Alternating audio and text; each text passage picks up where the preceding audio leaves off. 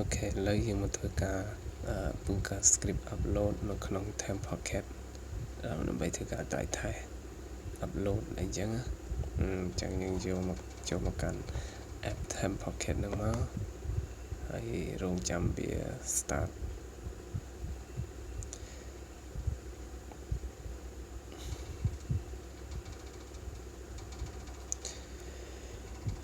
រៀងយូរបន្តិចហើយជាពង start application អូខេអញ្ចឹងនៅពេលដែលយើងឃើញចេញបែបហ្នឹងហើយដើម្បីធ្វើការបង្កើត script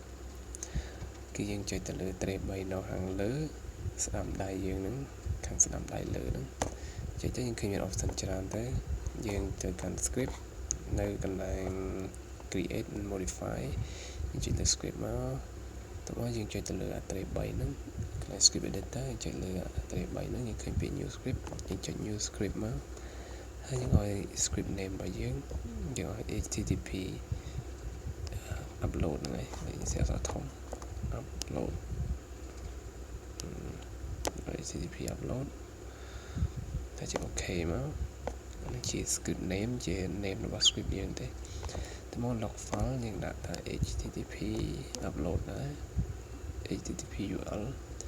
ជា OK ជា positioning យើងត្រូវតែ take វាព្រោះនៅក្នុងការធ្វើ try test positioning GPS យើងហ្នឹងគឺវាសំខាន់បើមិនជាយើងអត់ enable positioning ទេគឺពេលយើង try test ចប់យក log file មក analyze ក៏អត់មានប្រយោជន៍អីដែរហើយជាបន្តគឺយើងធ្វើការ configure ទៅលើ action វាយើងឃើញ action ហ្នឹងយើងចុច action មក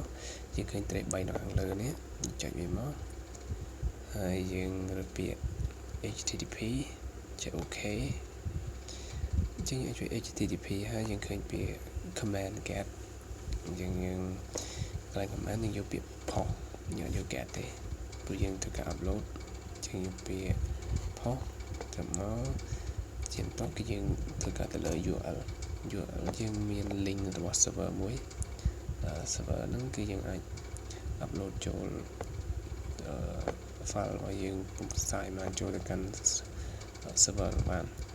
ចុះបើយើងមាន server ខ្លួនឯងយើងអាចដាក់ link របស់ server យើងមកយើងអាច upload ចូលបានដែរអញ្ចឹងយក server ហ្នឹង OK and session time data transfer duration ខ្ញុំយកតែ30 second ទេខ្ញុំឲ្យ30វិនាទី security and authentication ខ្ញុំទុកដែរអត់ប៉ះពាល់ទេចំពោះនេះគឺចំពោះ file size ដែលយើងត្រូវ upload គឺយើងយកប្រាក់50 MB យើងស្មើនឹង51 200 KB ចុះ OK មកហើយយើង pre-card postcard ហ្នឹងចំពោះ pre-card ខ្ញុំយក10 second មានន័យថា pre-card postcard មានន័យថាតកតងទៅនឹង iteration អាចចប់មួយ loop វាត្រូវការ run pre-card សិនអញ្ចឹងមានន័យចប់ loop វា postcard អូខេចេះបែបនេះវិញកាលណាយើង run ឥឡូវខ្ញុំអត់តនិយាយពី pre-card postcard ទេឥឡូវយើងមាន pre-card 10ហើយ postcard 10 second យើងចាំហ្នឹងទៅហើយ repetition ខ្ញុំយក2ខ្ញុំឲ្យ repeat action ចំនួន2ដងឥឡូវយើង save វាសិនហើយយើងចុចយើងឃើញសញ្ញាកំហុសនេះចុចវាមកកែ log file ហ្នឹងដើម្បីធ្វើការ record log file យើងចុចលើគេដាក់ one log file per execution ហើយចុច OK មកយើងឃើញពណ៌បៃតងហ្នឹងគេថា OK ហើយយើងអាចពេលយើង run វាក៏ record log file របស់យើងចុចថយក្រោយទៅយើង configure action ហើយយើងមើលទៅលើ make iteration គឺ iteration ហ្នឹងគឺតកតងទៅនឹង pre-card ហើយនិង postcard ហ្នឹងយើងចុច take វាអូខេទៅយក run forever ទេដោយសារនឹងយើងក៏ធ្វើការ test មើលសិនទេបើសិនជាយើងដូចតែយើងធ្វើការ try test real time ជាងយើងត្រូវការដាក់ run forever ទៅឲ្យវា run រហូតទៅហើយយើងជីទៅតែមកពេលយើងចង់ stop log file គឺយើងបញ្ឈប់ log file ទៅវាប្រកាសជា save automatic ឲ្យអញ្ចឹងអានឹងយើងដាក់ថាយើងដាក់ឡើយខ្ញុំដាក់2 iteration ដែរអញ្ចឹង2 iteration កាលណាវាចប់មួយ iteration វាប្រកាសជា run postcard ដែរ វាចប់ postcard ហ្នឹងចំនួន10សកុងហើយវានឹង start pre-card 10សកុងមុននឹងចាប់ផ្ដើមមួយ iteration ទៀតអញ្ចឹងយើងនឹងមើលវានៅក្នុងការ run ឥឡូវយើងប៉ុណ្ណឹងសិនទេហើយយើងចុច save ហើយបែកមកអញ្ចឹងយើងចប់ហើយយើងត្រូវការ script ដើម្បីដូចខ្ញុំនិយាយអញ្ចឹងគេថាតែយើងត្រូវ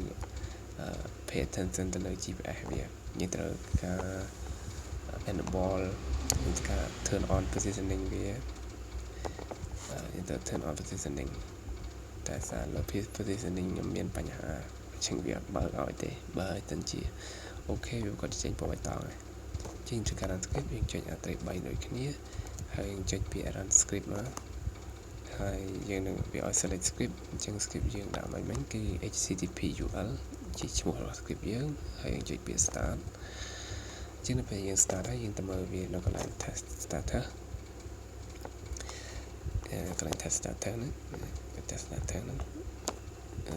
test starter វាគាត់ចេញបែបហ្នឹងហើយអញ្ចឹងឥឡូវវាកំពុងតែ run យើងអាចទៅមើលកន្លែង upload នេះគឺវាកំពុងតែ upload ចូលហើយអញ្ចឹង byte សិនគឺចំនួន byte គឺវាសិនខ្ទង់3 MB គឺវាសិនទៅហើយល្បឿនគឺ 10.76 megabit per second នេះជាល្បឿនវាមិនជាយឺលឿនប៉ុន្មានទេមិនជាលឿនប៉ុន្មានទេ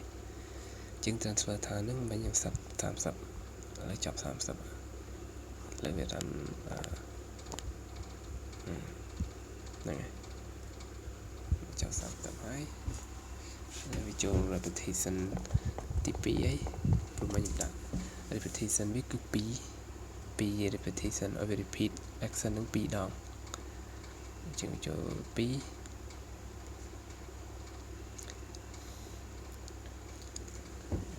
អញ្ចឹងចំពោះ iteration យើងឃើញនៅ 0 ឡើយទេវាអត់តន់ចប់មួយ loop ទេដែលថាមួយ loop យើងគឺមាន2 action អញ្ចឹងអាសា action ទី2អត់តន់ run ចប់ជាងចឹងសិនអូខេអញ្ចឹងពេលចប់មួយ loop ហ្នឹងហើយវាប្រកាសជា run postcard 10សកុងសិននេះឃើញពាក្យ postcard 10សកុងហ្នឹងវាវេ10វិនាទីរងចាំ10វិនាទីហើយជប់វាចាប់ដើម pre-card មកជាង pre-card ហ្នឹងគឺ10វិនាទីដែរយើងដាក់បាញ់មិញហើយវាជួយ iteration ទី1ហ្នឹងអូខេហ្នឹងឥឡូវវា start loop ទី2ដែលមាន repetition ហ្នឹងគឺទី1គឺ repeat action គឺ action ទី1សិនទេជាងវាគឺការ run ម្ដងទៀតដូច loop ទី1អញ្ចឹង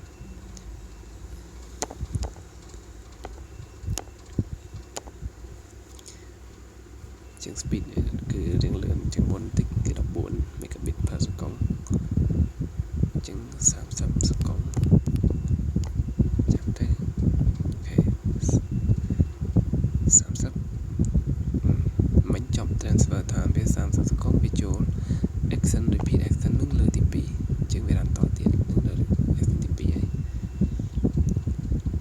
ជាងពេលដែលចប់30សកុងនឹងទៀតវាប្រកាសជាចប់ iteration ទី2ហើយចាំមើលទៅមិនបានទេ24 25 26 27ចេះដែរអ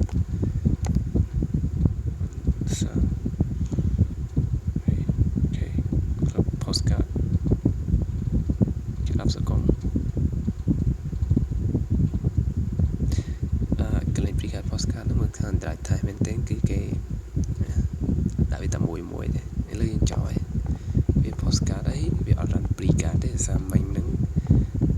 យើងអត់បានដាក់ iteration ទី3ទេដាក់តែ2 iteration បើសិនជាមាន3 iteration វាក៏ជា run pre-card ដែរអញ្ចឹងហ្នឹងមិញពេលចប់ iteration ទី2គឺវា run postcard ហើយគឺវាបញ្ចប់ action ហ្នឹងមកអញ្ចឹងកាលណា log file កាលណាយើងចប់ការ run script ហើយយើងអាចទៅមើល log file យើងនៅមាននៅក្នុង folderចូលមក TEMS Pocket ហ្នឹងមក